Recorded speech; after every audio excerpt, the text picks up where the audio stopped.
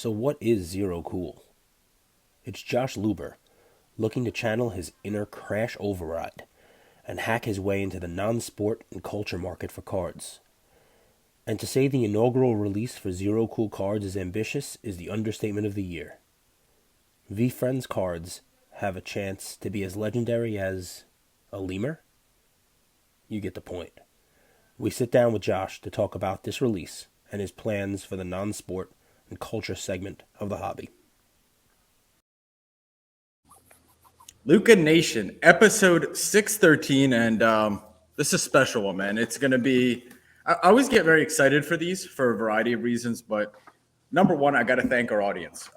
Without you guys, without your support, without you guys engaging, we wouldn't be at the place we are to get guests like this to make announcements. So I want to welcome Josh to the show, but this is kind of a 3-day release, right? So the Sports Card Nonsense guys, they did an amazing job. And if you guys haven't listened to that episode, go back and listen because they give you a really good breakdown into how a Dutch auction works, what ZeroCool is, about the release.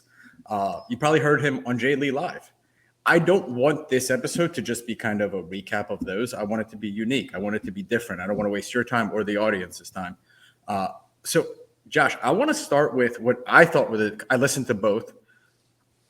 I think the theme was growing the hobby and how tech and specifically Dutch blind auctions are a way to get product into people's hands that deserve it at a fair market price. So I think that's kind of a good way to start. But before all that, man, I appreciate you. I want to welcome Josh Luber, Chief Vision Officer of Fanatics, to the show, man.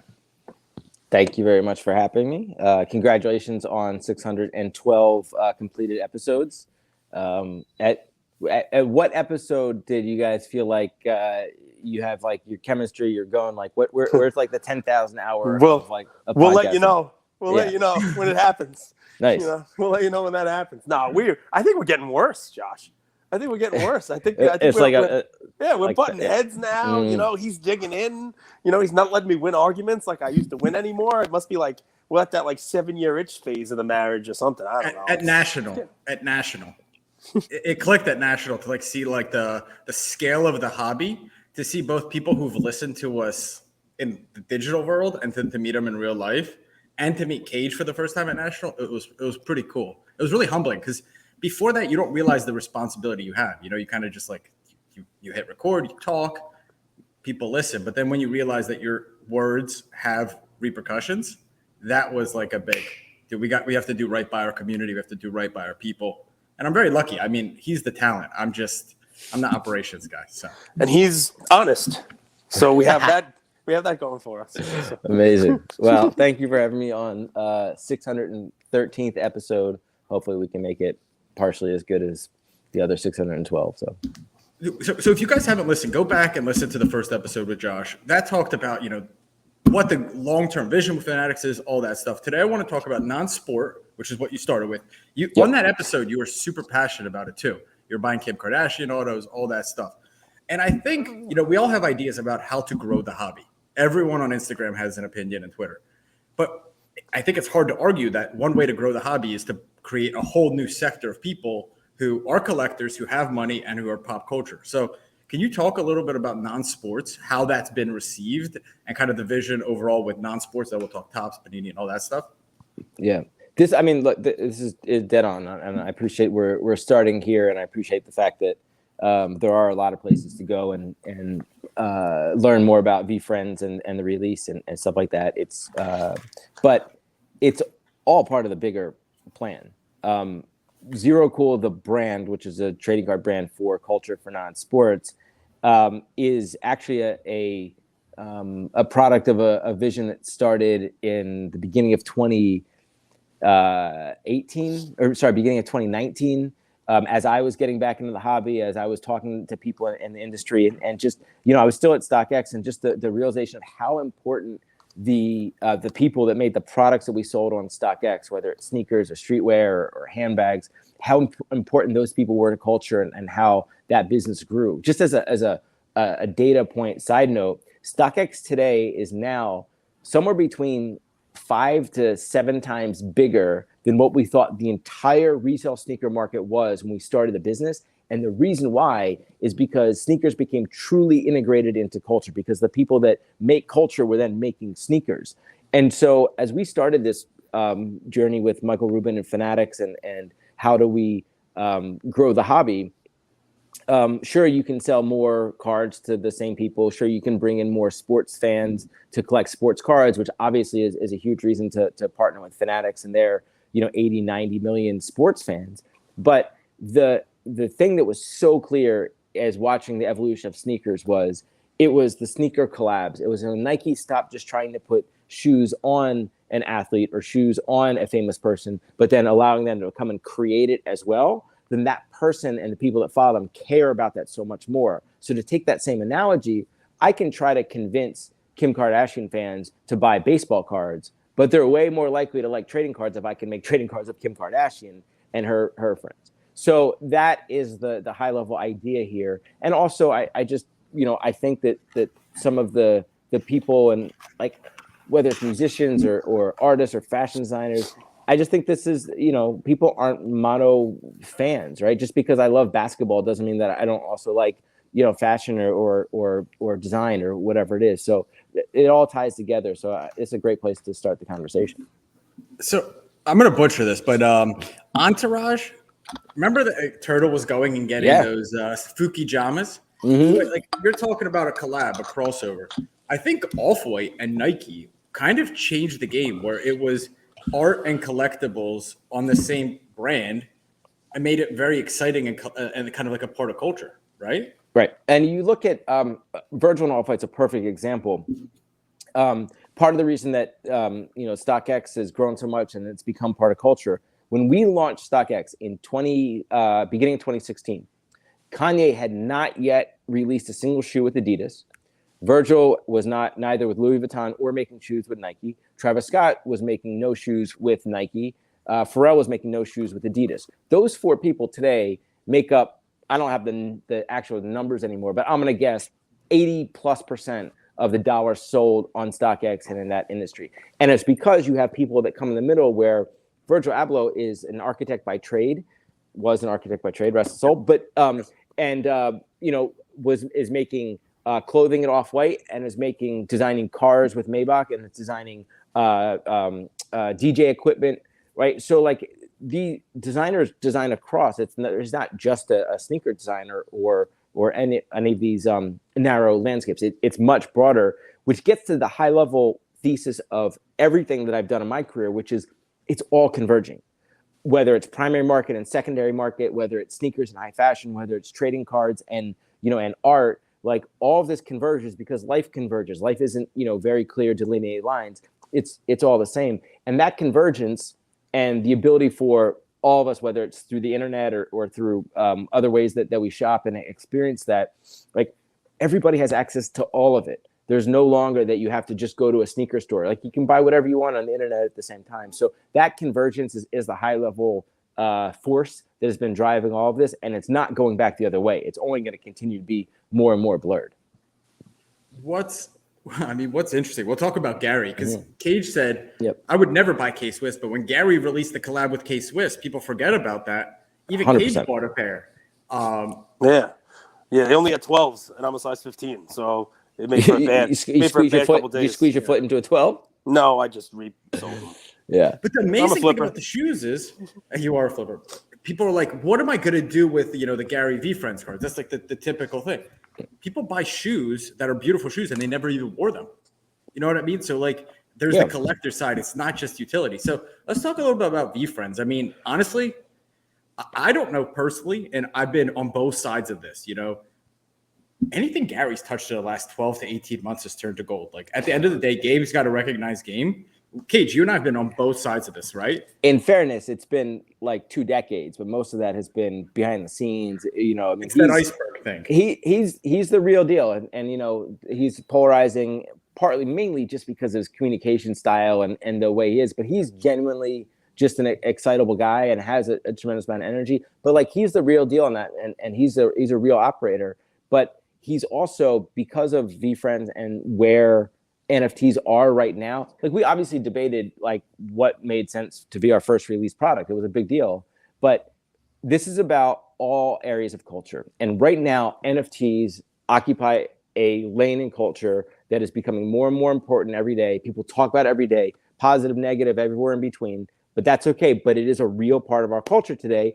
And Gary has created one of the top 3 NFT projects that exist, right? So, and he also has the connection to trading cards. That's the thing. And That's the thing. So it was this like perfect storm of of why it made sense to do this.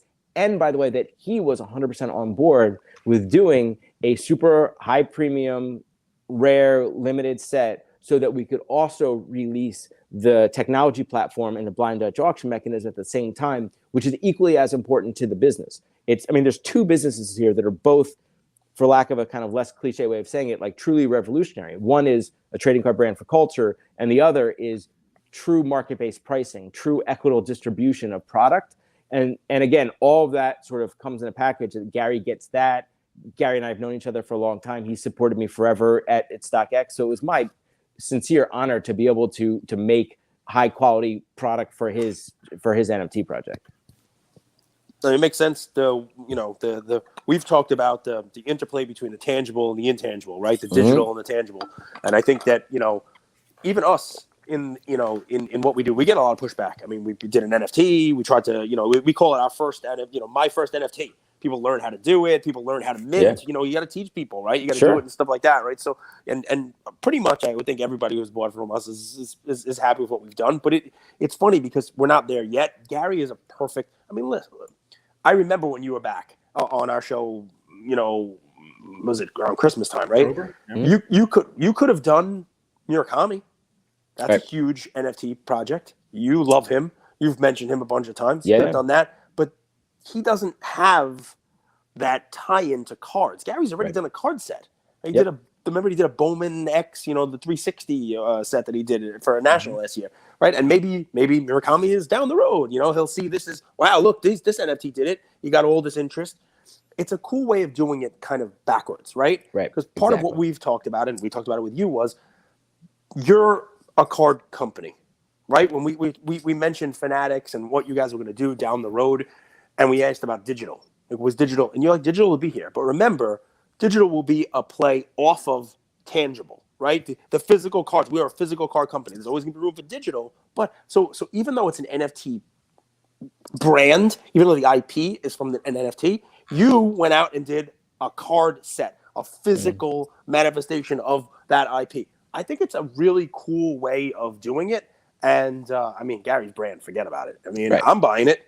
Right. And just guys, before, I don't know if we want to go through the whole Dutch auction process. It's been explained, but I can tell you I've done this. Like I bought a Bowman, the StockX Bowman Chrome X. Yep. Like I got a case of that. I bought a single box of that. I opened it. The process is very clean.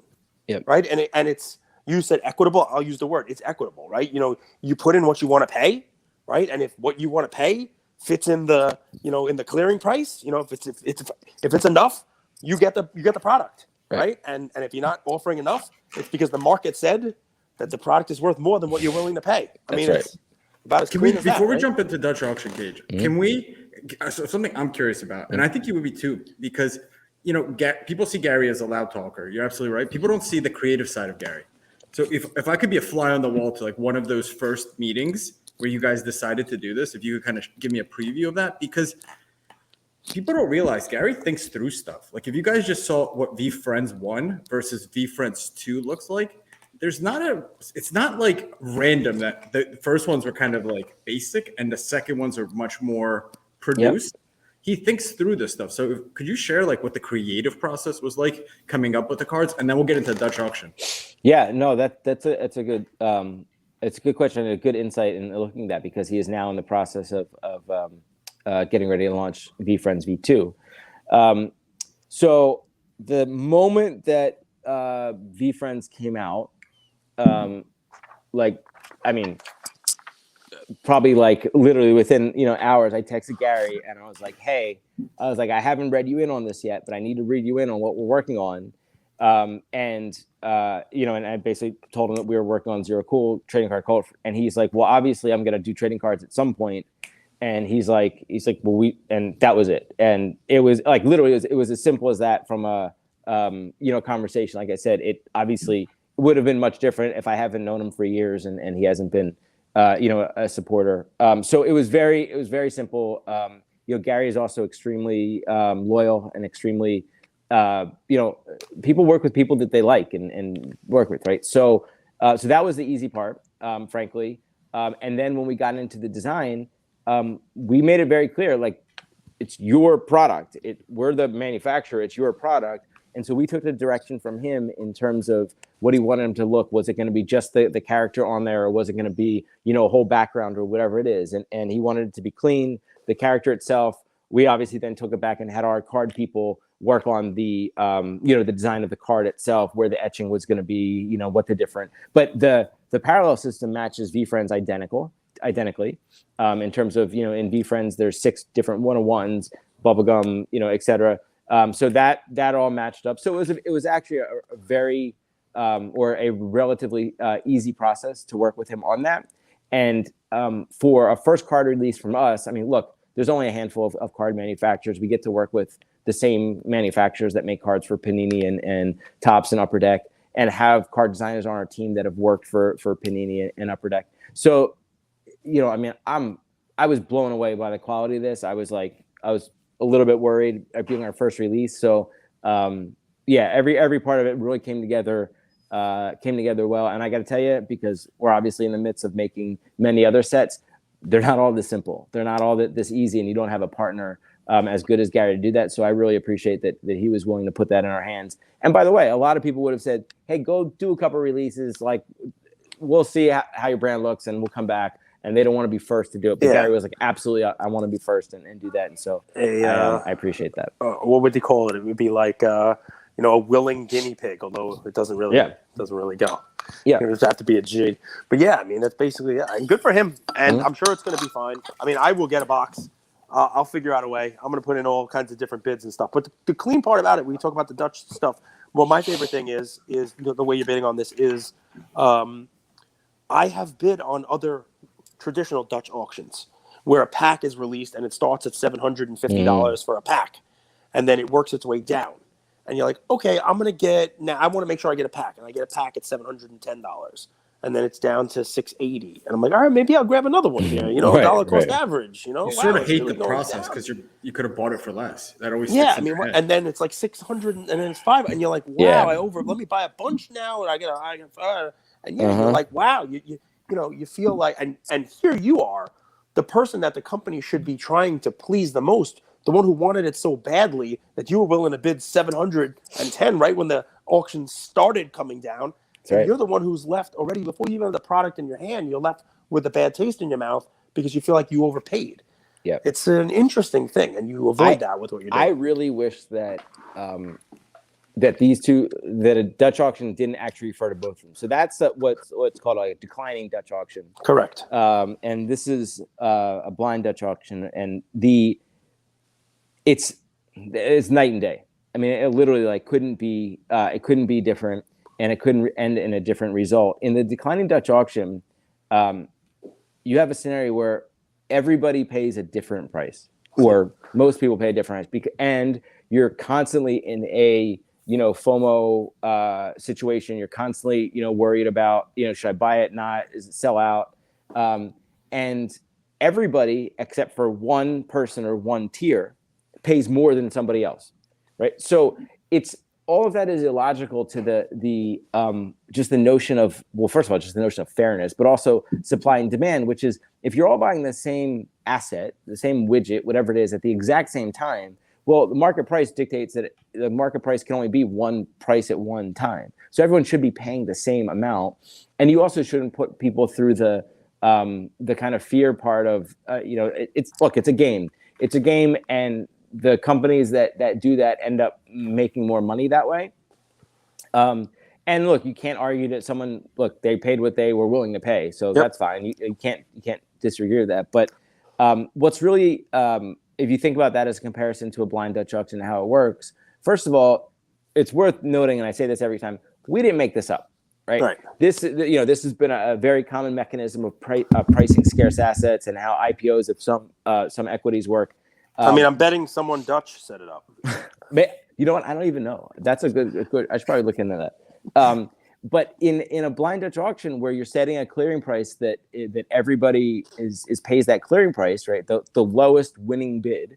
So to go through, so if there's 10 items that are available for sale, the top 10 bids win, but the lowest winning bid of those 10 becomes the clearing price, and everyone pays the clearing price. So top bid is $1,000, but the 10th highest bid is $400. Everybody pays $400, even the person that pays $1,000. So there's three fundamental elements of fairness here. One, the 10 people who are willing to pay the most money, they get the product. So that's fair, right? They were willing to pay the most. Two, they're all buying the same asset at the exact same time, so they all pay the same price. That also is fairness. And three, no one can argue that this isn't a fair market price because these 10 people were all willing to pay at least this much, right? And nobody is upset if they pay less than what they bid. So in that case, 9 out of 10. But for VFriends, I'm going to guess it's probably closer to like 97, 98% of the people will get the product for less than what they bid. So everybody ends up happy in that situation, even though the clearing price will almost always end up being more than what the retail price would have been. But that's a function of the fact that retail pricing for trading cards is completely bonkers. Like it's absolutely asinine to sell supply and demand driven products at a retail price. Like it's antiquated the second you put it on the shelf. Like the market sets the price for trading cards. And the history of this whole industry is the manufacturers and the retailers have been using fixed price, have been using retail, and everybody else in the industry, everybody else gets to use market price, gets to use variable price, and it changes every single day. But the manufacturers, and by the way, the leagues and the partners and all the people, they've all been, so this is why you see things like Panini creating a declining Dutch auction to figure out how to at least like get some more fair share of the pie for themselves. And I don't doubt that. But we spent years talking to economists, talking to professors, studying markets to try to figure out what is the right way to release high demand, high value product.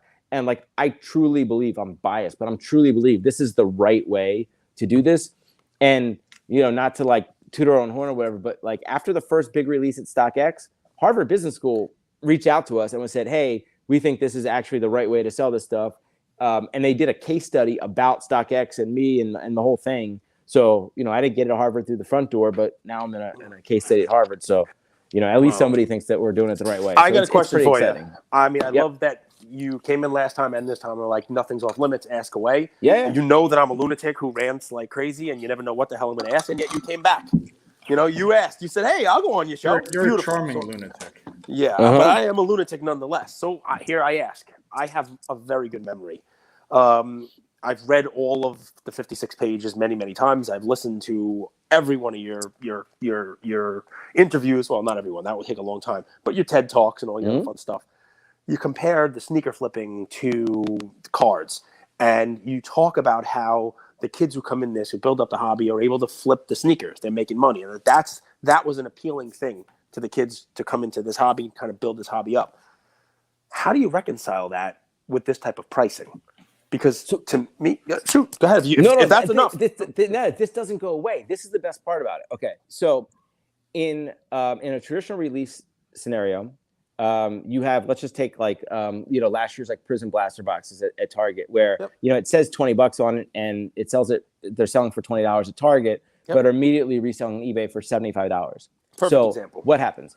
First of all, who wouldn't buy a $20 widget that's worth $75? That there's a liquid market. So you don't even have to care about cards. Once you realize that there's an arbitrage there, everybody is going to want to try to get this. Yeah. So now you end up with people sleeping outside of Target, people and shooting off the people. Yeah. Right. Oh, 1,000%. Right. This is the evolution of this because it's free money sitting on the shelf for anybody, which is crazy. Like there's no other industry that would ever just put free money on the shelf, and it's like whoever gets there first gets free money. Right. So the right way to resolve that is to price products appropriately and create an equitable system. So we believe this is the right equitable system. And the Dutch auction part, which is the part where you create a clearing price, which is the lowest winning bid, what that does is it essentially takes money out of our pocket, out of the manufacturer's pocket, and gives it to the buyers. That is their arbitrage, because any release of any product, any blind Dutch auction that happens, the ones going on right now with Gary, we will get, I don't know, probably 10, 20,000 bids. I'm not sure. There'll be some lot of bids, but it's not the whole world, right? And any release is only a sample of the population at large. You know, there's only so many people that'll hear about it, that'll come do it, et cetera.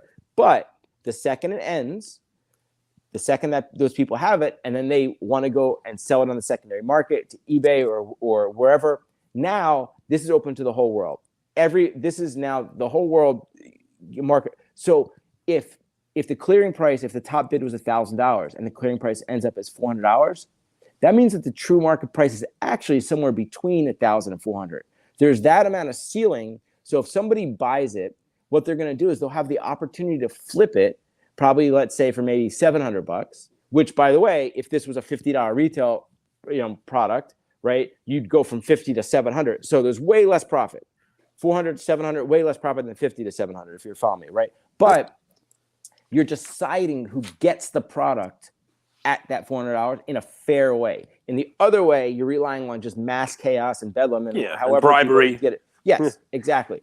And so there's still upside, right? The delta in what the market value ultimately will be because of the mechanism of using a clearing price and taking it down. There's, in that case, 98% of those people, or whatever it is, were willing to pay more than what we actually charge. So there's still room for people to flip that product and make money if they want, or they can keep it knowing that they've now got a product for less than what its value is. How much is this a testing ground for future releases? I'm not saying you're going to do all. Everything's a testing ground. Everything, right? We will figure out, does this make sense to do for cards, for sport cards, for different products? And by the way, we will continue to create and use other mechanisms to effectuate market-based pricing. Breaking is an example of market-based pricing, where you're selling it in a different form in smaller slots, but you're still getting to what is a true price for that and letting the market set it. So we will test many different methods, both on the technology side and just the business side. And the idea is to iterate into a holistic distribution and pricing strategy, so that you can have product that sits on the shelf at Target that's $20 and it's worth $20.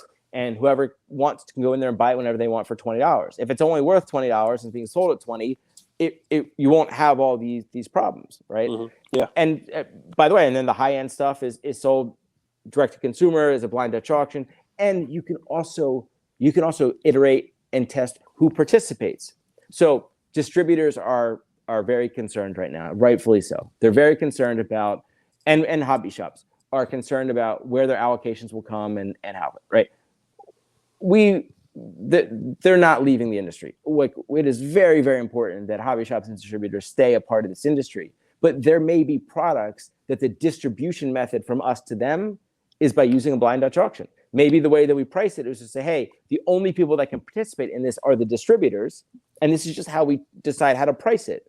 But it's not open to the world at large. It's just open to distributors or just to the hobby shops or whomever. All of this is iterative to figure this out. You know who I'd be a little more scared for? The secondaries.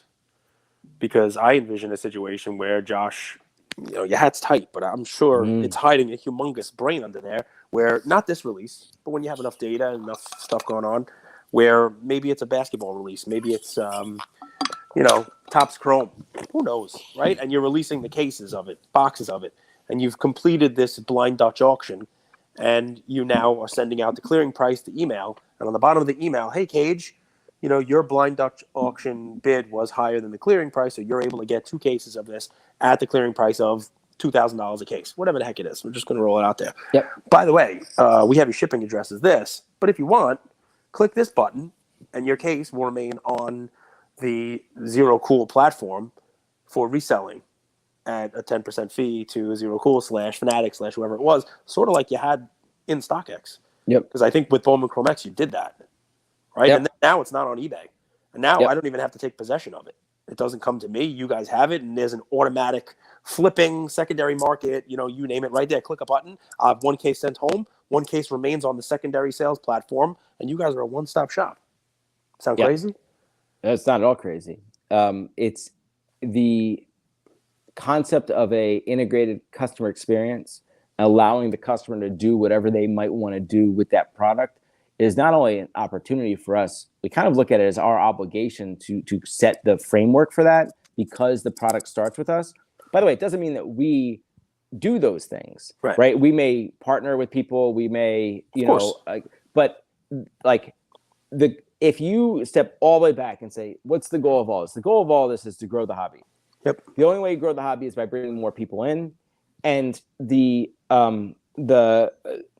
ante to play on that is to have an easy experience that uses technology to make it easy for people to learn, easy for people to transact, easy for people to do the things they want to do in the hobby, whether that's breaking, grading, reselling, vaulting, insurance, all of that.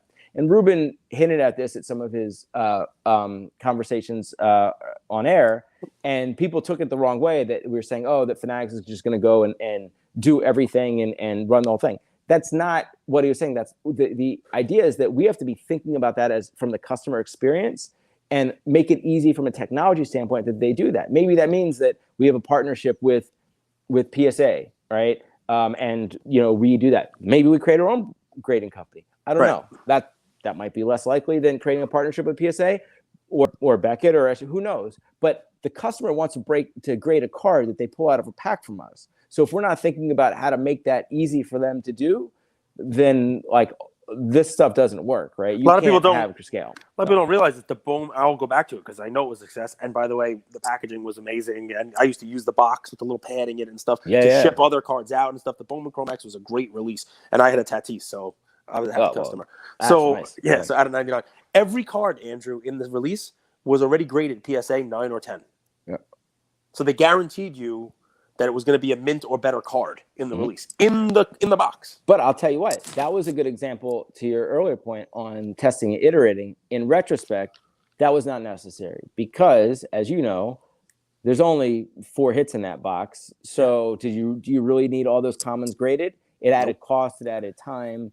And so, in the future, we didn't do that, but it was nice to, if you hit a Tatis, if you hit a Vlad, if you hit a Peter Alonso, to have that already graded. That was pretty cool. Yep. The question though is different. Like this all sounds good in a vacuum, but like that gladiator line, like you win the audience, you win your freedom. You win the crowd, you win your freedom. Yeah. Well, I'm curious, like, is the hobby's an outspoken bunch of dudes. And the girls are awesome, like, but the hobby's loud. And they are objecting to anything that's new, that's innovative, that's Do you know what the number one objection we've heard since we launched this? The number one. Wait, the number one objection the number since you one, launched this?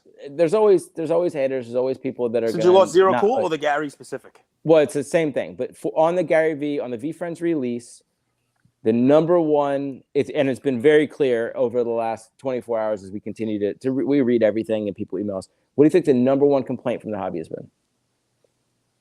You want to take a shot? You go, Cage. I'm going to guess if I start with one, I'm not going to stop till I get it. So Well, listen, I think they probably have an issue with what you chose to be your first release. So I think people are going to be like, why is it Gary? Why are you doing an NFT thing where you're a card company, you're sports. Well, I mean, you're obviously doing non-sports and culture. Yep. Why are we doing? Meanwhile, that's not the answer. It's not the answer. No, you want to take a shot? The number one complaint by far is that there is a 40 box limit. Huh. People want to buy more.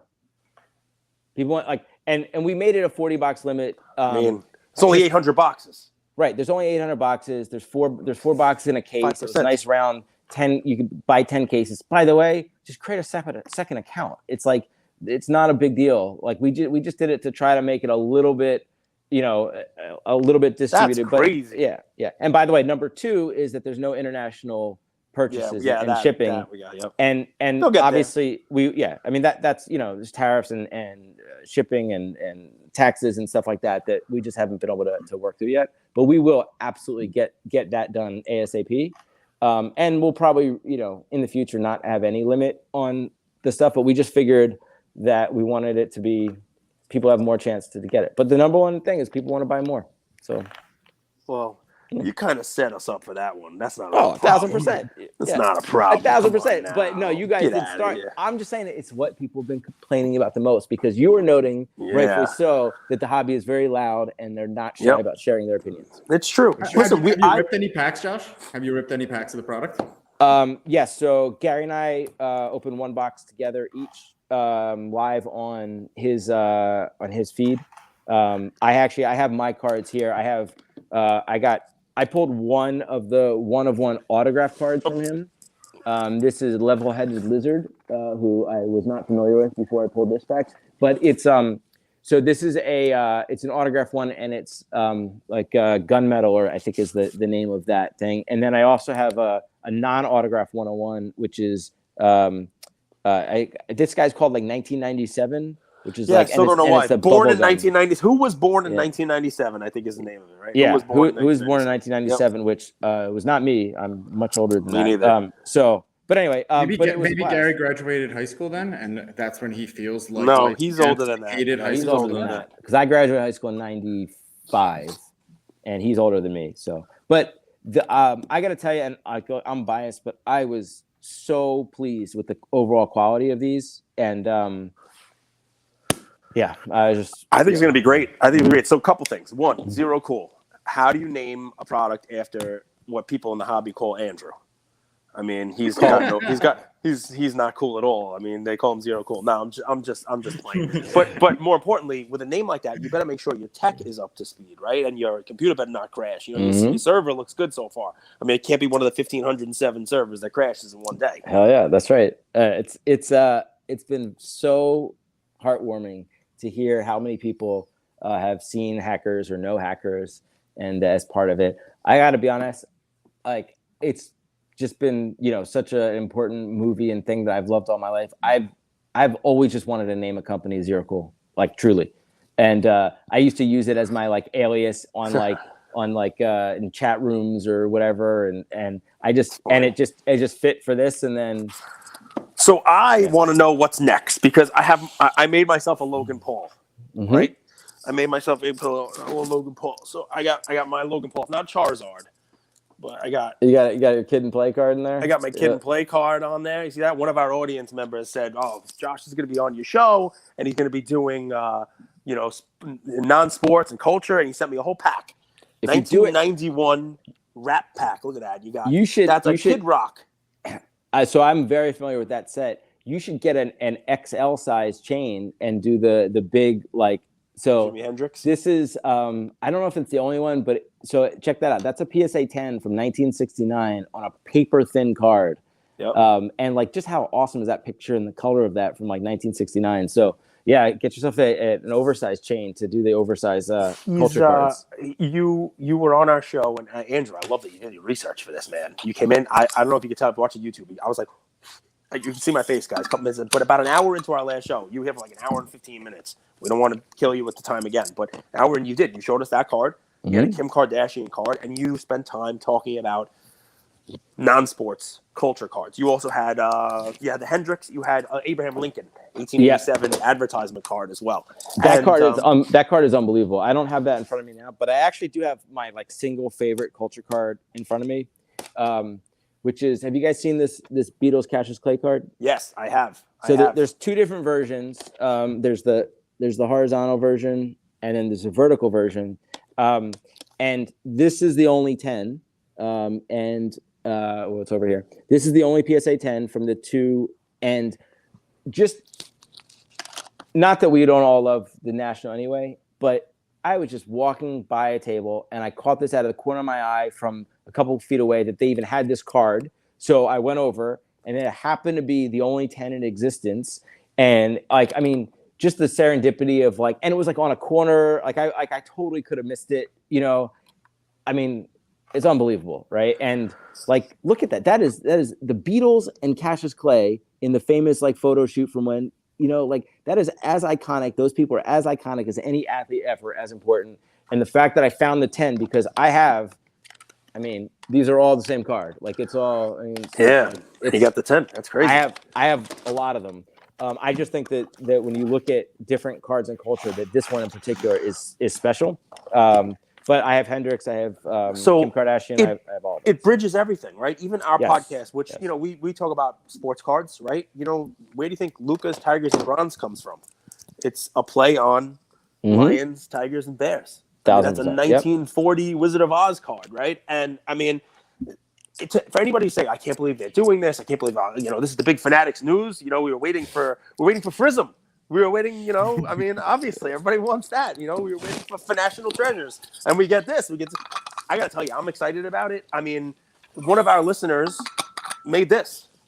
You want to tell Josh about this? Oh, yeah. This is Elon Musk. But Absolutely. I mean, this is a really cool. Remember what he did?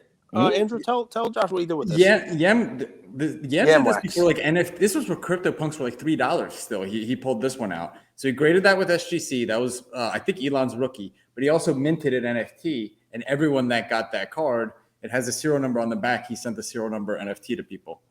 Yep. It's pretty crazy. Great. He's been a big supporter of non-sport cards, and he and I've talked about this sort of stuff. And I think like Elon Shout Musk out, yeah, great example of like Elon Musk is way more important in our culture than you know, to our day-to-day lives and the evolution of the things that we do than LeBron or Steph or Luka or any of them, right? Yep. So I love the fact that, you know, that he chose that to make that card. And so yeah, There's so many ways to go. Go ahead. What do you think these things are going to do in the secondary, right? So like, and I don't know how to ask this the right way. Like, there's collectors, there are people who want to make money, and there's probably a little bit of both. How do you think about that, right? Like, you want collectors, people buy it and, you know, hold it for 20 years.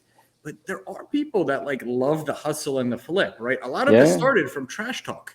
And I'm going to ask you about Little V after, but like a lot of this started from trash talk and like, hey guys, you know, if you don't have a job or things aren't going well, or you have a job and you want to make an extra $500, mug life, take this, flip it. So that is part of Gary's crowd. He's done really well by those people. How do you guys think of these on the secondary, just to set people's expectations right? Yeah, I got to be honest. I'm a little bit worried that the clearing price is going to be too high because people are excited that it's the first ZeroCool release. It's Gary, it's VFriends, and it's pretty limited. But I mean, we spent a lot of time to figure out how do we actually create real value in the set. Gary hand sketched 15 cards. He autographed, I forget the exact number, but he autographed a bunch more. There's a decent number of one-on-ones relative to the size of the set, and the quality is really high, including the box. So hopefully, because that ultimately is what it drives it. If people don't find value in the product and in the chase elements, then, you know, it loses it.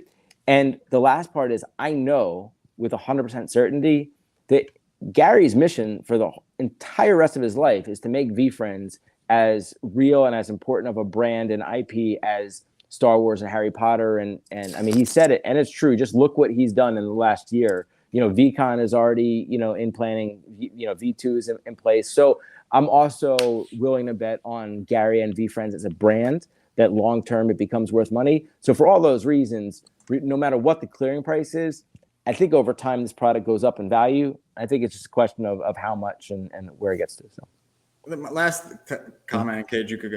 If you guys go back, there's one YouTube video. It's called Little V. Gary came out with it, I think, in 2019, and he had the vision of it being like kind of like a Saturday morning cartoon that was funny, entertaining, but also taught people really good life lessons. Honestly, the late, great Kobe Bryant, if you guys go back and listen, he did a podcast called The Punies, which was just amazing. And it taught a lot of lessons about competition, sports, life through a voice podcast.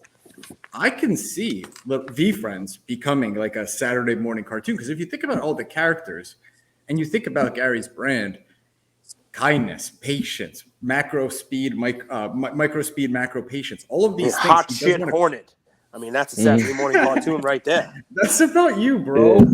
That's about you. Let's go, hot shit. Like, but my kids will love that. How he goes to that. I'm wondering, does that add value to the cards long term? I think that's part of the excitement of all of this. We don't know, and we get to figure it out. And some people are like, it's worth the bet. Some people are like, I'm going to sit and watch.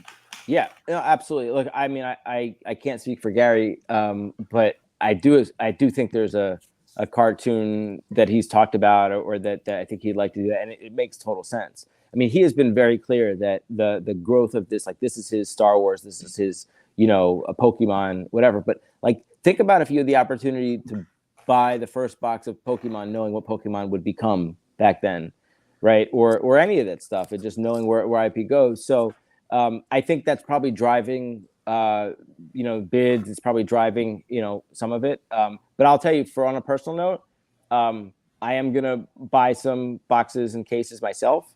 And I'm planning on sitting on them.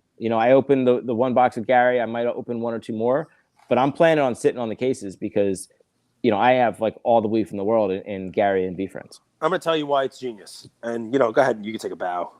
I usually beat up our guests. No, but so you can take a bow on this. And Gary, too. Give him some credit.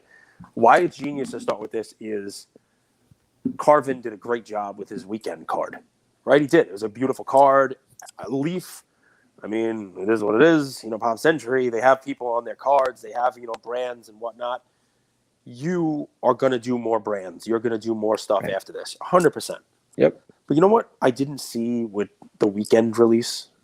I didn't see the weekend opening a box of them. I didn't see the weekend tweeting about them. I didn't see the weekend basically confirming that you can buy this product and know that you have the full faith and credit of the GaryVee behind it, right? Yep. He's going to be talking about it. He's going to be building up the brand. He's going to be, tweeting about it. There's going to be continued interest from him about what you're buying. Whereas the weekend is off doing his thing, and he's, he's blinded by the light. He's not involved with the cards, Nice. right? So, it's the same thing with a lot of these other, pop culture things. That's why I think it's a genius move, and why I think you're right.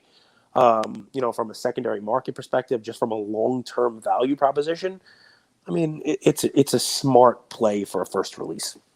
Thank you. I appreciate it. And, there's more coming, and it'll start. There'll be traditional IP like TVs and movies. There'll be things that are more like StockX-ish, where it's brands and individual, groups of people.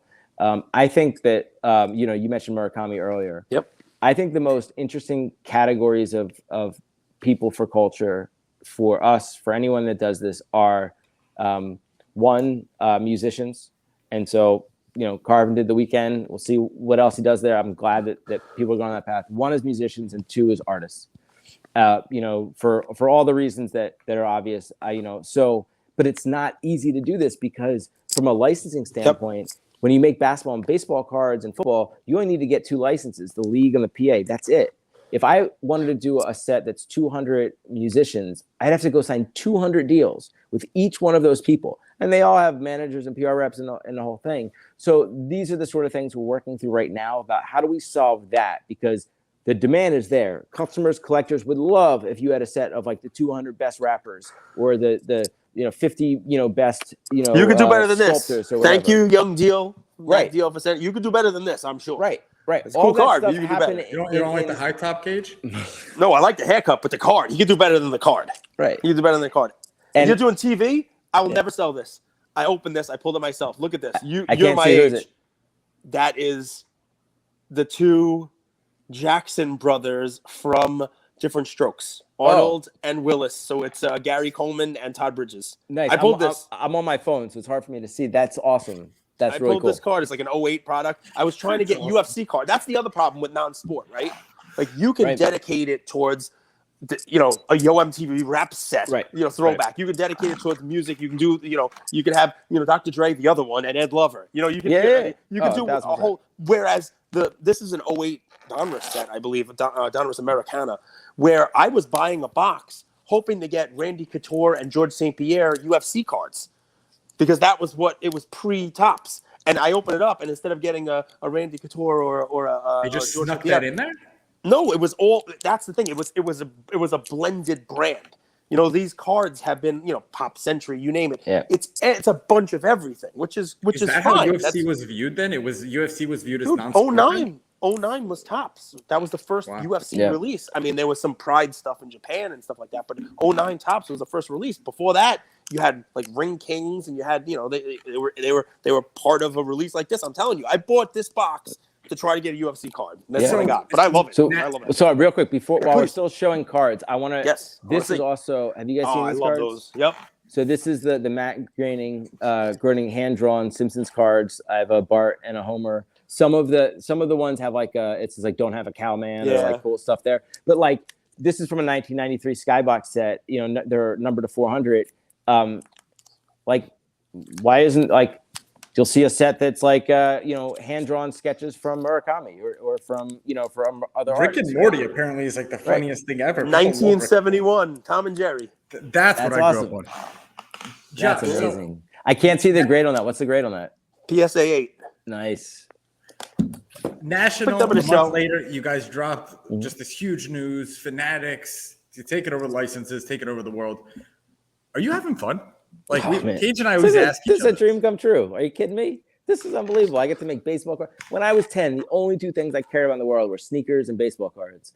And I got to do one, and now I get to do the other. It's unbelievable. And I can't be more grateful to people like Michael Rubin and Gary and the people that have supported this to do this because, I get to go here and do this. But, there was maybe one person in the world that could have pulled off the licenses and do that. And he believed in the idea and the vision that I put in front of him and sort of why we should go do this. And to have Gary, it takes a village, right? To have the people that do this. And then I get to be doing this and talking to you guys about baseball cards. It's amazing. It's so much fun. Listen, I love it. All right, so that's it. We're going to let you go because we have to be respectful of your time. One, I'm going to give credit to whoever it is in your house that's taking care of the toy poodle. Mm-hmm. Toy poodle, I didn't hear it. It didn't come running in. Everything's great. He's been going classes. He's been like, he's learning not to bark at people. I mean, that's it. It's working. So that's one. And two, amazing. More important, we try. But amazing. Remember that. Yeah. The next part is, you're not going to have any big, great stuff for the folks. But, what's your outlook? Not just for Fanatics. If it's just a ZeroCool outlook, do you really envision that this is going to bring more people into the hobby and then that they're going to become sports card collectors? Is the goal of something like this to just kind of make the pie bigger? Is that the story? That's what we're trying to do? 1,000% it is. But we're never going to see what we saw at the end of 20 and beginning of 21 again. Like that massive spike and that massive drop, like that level of volatility is nuts. And like if you go back and look at it, and so I've had a lot of people ask me like, oh, when are trading cards gonna like boom again? And the answer is they will slowly, but like the market is smarter now. People understand that like we're not gonna have that. This is gonna be a slow measured growth as we continue to slowly bring people in, slowly build infrastructure, technology, products that reach other consumers. And also it's worth noting as both we're all very hyper aware of PSA and BGS, slowly opening up releases and grading service levels. But Topps, Upper Deck, and Panini have all been dealing with supply chain issues with regard to production. That'll get worked out, right? Like people will build more printing manufacturers and like that'll get worked out. And we'll get to a place where they can make as much product as makes sense to make. And you're not, have we gotten a Panini NBA product yet? I don't think so, right? With the new rookies. There are some, but not Prism, but like Donruss and Hoops, like the entry level stuff. The ones that come out first. NFL. We haven't got NFL Prism, and the season's over. Right. But Topps has no problem printing as much Topps flagship as you want. I mean, they're not even playing the season yet. Right. So what I'm saying is this is all good. It's all about the growth of the hobby, but people should be measured. It's not going to be that your cards 5x in value in 3 weeks like it did before. So, yeah. Listen, it's smart. It's set the expectation, right? Because there are people who expect 10x, and those people, they just buy kabooms. So it's, it's a lot of fun. I'm just playing. What do you got, Andrew? Go ahead. Any final thing? I just want to wrap up and say thank you. First, I want to say thank you to AC. Thank you for thinking of us. She set it up. She's amazing at what she does. So thank you to her. She is. She works with Josh. Thank you to our audience, man. Thank you, Luka Tiger NFT holders, man. This is for you guys.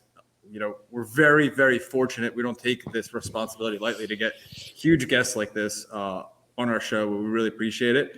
And we want you back. Sponsors. Your next release, whatever it is, come back. Shout out Whatnot. Shout out SGC, who's doing things well and turning cards around in 21 days. Shout out to our sponsors too. Yep. Yeah. 100%. There is a huge opportunity for, and I probably said this last time. There's just a huge opportunity for people to create great content in this space. And when we talk about bringing more people into the hobby, which we'll continue to do, that means there's more content, there's more apps, there's more breaking, it's more hobby shops, more like all of that. And so, yeah, you guys are 613 episodes ahead of, anyone else who's starting there. So, and no one's going to catch up unless they want to do 2 episodes a day. Right. Guys, we wanted to do an episode different than, Sports Card Nonsense, different Jay Lee. Go listen to those guys. They do an amazing job. I got to tell you, I didn't listen to their episode, Andrew, because I started it. I went to hit play, and then there was a McDonald's commercial right in the very beginning, and I ran out and I had to get McDonald's. And then I didn't listen to the episode. So you listened to it. I kind of want McDonald's now. I'm glad you didn't bring that up early. I would have left in the beginning. The key to order McDonald's fries is to ask for no salt and add salt at the end. So yeah. Oh, I've been on that tip for a long time. It's right when it comes out of the thing. If you get it right when it comes out of the fryer, it's hot. So good. By the way, can we talk about Anthony Edwards' McDonald's order? When he ordered, you guys caught that? Like no, what did he get? Like a month ago. He goes up. He goes up to the podium for a post-game interview on his phone, and he goes, hold on, I just got to place a food order. And the reporters go, what are you ordering? He goes, McDonald's. He goes, and they go, what are you getting? He goes, I'm getting some McChickens. Fucking Anthony Edwards is the best. That guy is unbelievable. He's getting some McChickens. He's getting some McChickens on his phone during a press conference. Our episode yesterday, Andrew and I talked about collectability of players and that you could be a winner. You could be a great winner. And I was trying to compare Tim Duncan to Giannis as winners who might not be cardboard relevant. Andrew was trying to say Giannis might be more like LeBron. I kind of disagreed. But Anthony Edwards has that little additional thing. Like if he could win, that's someone who's collectible because he likes McChickens. Because he His likes diet McChickens, is McDonald's. I read this fact. America is the most obese country in the world. I wonder if it has something to do with our athletes promoting Proud of it. ordering McChickens after their games.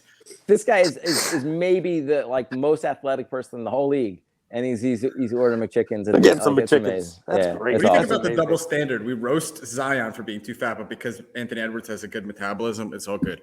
Anyway, Josh, good metabolism. So anyway, yeah, we go for it. This is awesome. Thank you very much for having me on. I really appreciate it.